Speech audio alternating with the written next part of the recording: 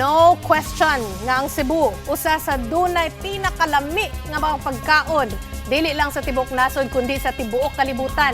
Bag-o ra gyud nahitabo mga bay usa sa mga restaurant didto ang nahatagan og Big Gourmand sa Michelin Guide.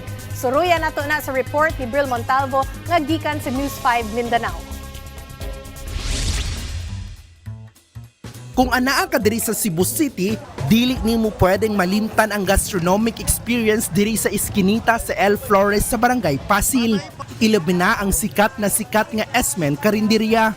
Ang ilahang ginapasigarbo dinhi ang ilahang nilarang nga tagutongan o sinigang na puffer fish. Lalo tumaas sir, yung binta namin.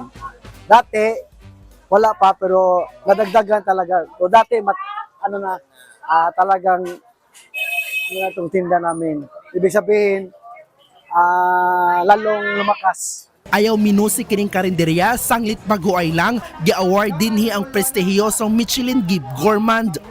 Ug aron kamo maka-order sa ilahang mga putahe, kinahanglan ninyong mulinya o magpalista kay tungod sa kadaghan sa mga customer.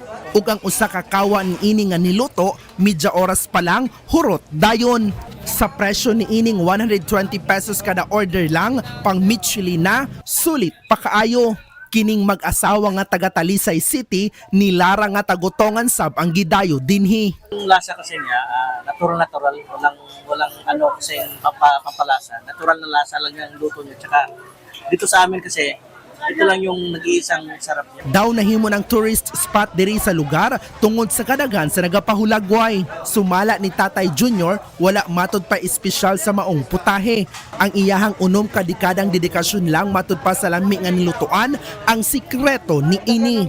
Kapatid, para sa 1PH, Bril Montalvo, News 5, Mindanao.